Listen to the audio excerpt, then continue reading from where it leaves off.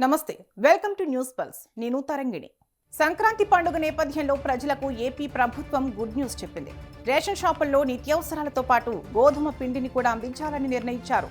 వచ్చే నెల 1 నుంచి రేషన్ షాపుల్లో 20 రూపాయలకే కేజీ గోధుమ పిండిని ప్రజలకు అందించనున్నారు. ప్రస్తుతం బహిరంగ మార్కెట్లో కేజీ గోధుమ పిండి ధర 40 నుంచి 80 రూపాయలుగా ఉంది.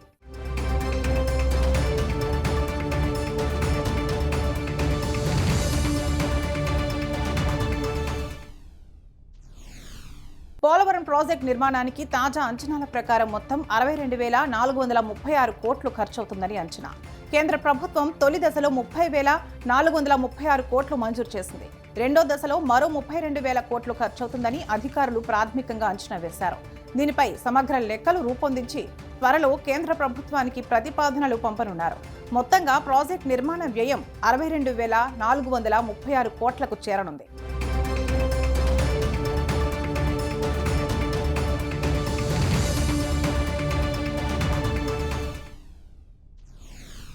అక్రమ ఫోన్ ట్యాపింగ్ కేసులో మాజీ సీఎం కేసీఆర్ కు నోటీస్ జారీ చేయాలని సిట్ నిర్ణయం తీసుకున్నట్లు తెలుస్తోంది. దీంతో పాటు మాజీ మంత్రి హరీష్ రావును కూడా విచారించనున్నట్లు సమాచారం. ఈ కేసు దర్యాప్తునకు ముగింపు ఇవ్వాలంటే వీరిద్దరిని విచారించాల్సిన అవసరం ఉందని భావిస్తున్నట్లు తెలిసింది. శాసనసభ సమావేశాల అనంతరం సమన్లు జారీ చేసే అవకాశం ఉంది.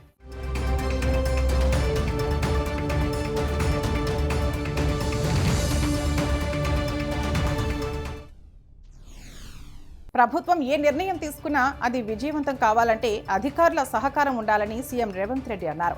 అన్ని విభాగాలు కలిసి పనిచేస్తే తెలంగాణ రైజింగ్ విజన్ 2047 లక్ష్యాలను ఈజీగా సాధించవచ్చన్నారు. ఇప్పటికంటే పనితీరు మెరుగుపరుచుకోవాలని సూచించారు. అధికారుల పనితీరులో మార్పు రాకున్నా నిర్లక్ష్యంగా వ్యవహరించినా కఠిన చర్యలు తప్పవని హెచ్చరించారు.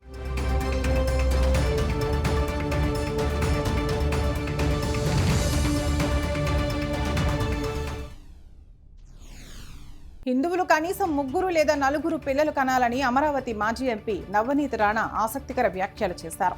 ఎక్కువ మంది పిల్లలను కని హిందుస్థాన్ను పాకిస్తాన్గా మార్చాలని చూస్తున్న పలువురి కుట్రలను తిప్పికొట్టాలని ఆమె సూచించారు. కొంతమంది బహిరంగంగానే 4 భార్యలు 19 మంది పిల్లలు ఉన్నారని చెబుతున్నారు. ఇలాంటి సందర్భంలో మనం కూడా కనీసం 3 లేదా 4 పిల్లలకు జన్మనివ్వాలన్నారు. कि मुझे 4 बीवी होने के बाद मैं 35-40 बच्चे नहीं कर सका, तो मैं सभी हिंदुओं को आग्रह करूंगी कि ये 19 बच्चे पैदा कर रहे हैं, तो हम किमान 3 से 4 बच्चे ये हिंदुस्तान में हम सब हिंदू भाइयों ने बहनों ने हमने करना चाहिए. ये हिंदुस्तान को पाकिस्तान बनाने के राह पे चल रहे हैं, तो हमको हमारे हिंदुस्तान से अगर प्रेम होगा, ये 19 बच्चे कर रहे हैं तो हमने जरूर 3 से 4 बच्चे जरूर सबने करने चाहिए. బంగ్లాదేశ్లో మైనార్టీలపై జరుగుతున్న దాడుల పట్ల భారత్లో ఆగ్రహం వ్యక్తమైంది. ఢిల్లీలోని ఆ దేశ హైకమిషన్ కార్యాలయం వద్ద బీహెచ్పీ కార్యకర్తలు ఆందోళన చేశారు. పోలీసులు ఏర్పాటు చేసిన బారికేడ్లను బజరంగ్ దళ్ కార్యకర్తలు ధ్వంసం చేశారు. మరోవైపు కోల్కతాలో కూడా ఆందోళనలు జరిగాయి.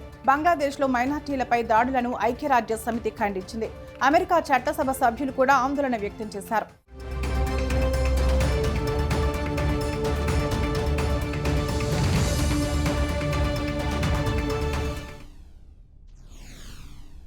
అమెరికా కాలిఫోర్నియాలో ఇమిగ్రేషన్ చెక్ పోస్టుల వద్ద బోర్డర్ పెట్రోల్ ఏజెంట్లు 49 మంది అక్రమ వలసదారులను అరెస్టు చేసినట్లు తెలిపారు. వారిలో 30 మంది భారతీయులు ఉండగా కొందరు కమర్షియల్ ట్రక్ డ్రైవర్ లైసెన్స్లతో ట్రక్కులు నడుపుతున్నారు. మరికొందరు అక్రమంగా నివసిస్తున్నట్లు గుర్తించి వారిని అదుపులోకి తీసుకున్నట్లు అధికారులు వెల్లడించారు.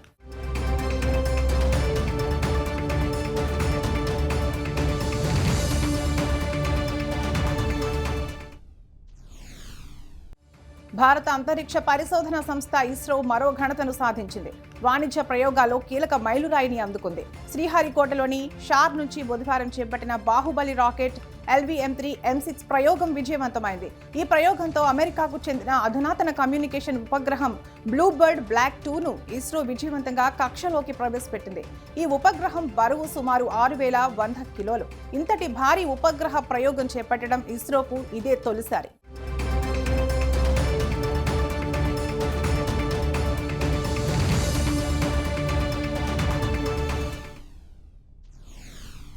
లిబియా సైన్యాధ్యక్షుడు మొహమ్మద్ అలీ అహ్మద్ అల్ హద్దాద్ మరణించారు. ఆయన ప్రయాణిస్తున్న ప్రైవేట్ విమానం టేకాఫ్ అయిన కొద్దిసేపటికే అంకారా సమీపంలో కూలిపోయింది. ఈ ప్రమాదంలో విమానంలో ఉన్న వారందరూ మృతి చెందారు. అల్ హద్దాద్తో పాటు 4 సీనియర్ లిబియా సైనిక అధికారులు, 3 సిబ్బంది కూడా ప్రాణాలు కోల్పోయారు. ప్రాథమిక దర్యాప్తులో ఇది సాంకేతిక లోపం వల్ల జరిగిన ప్రమాదమని, విధ్వంసం లేదని తెలిపారు.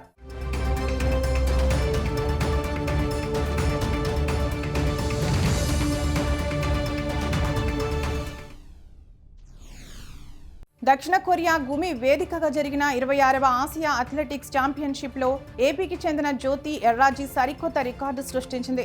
మహిళల 100 మీటర్ల హార్డిల్స్ను కేవలం 12.96 సెకండ్లలో లక్ష్యాన్ని పూర్తి చేసి స్వర్ణ పతకం గెలుచుకుంది.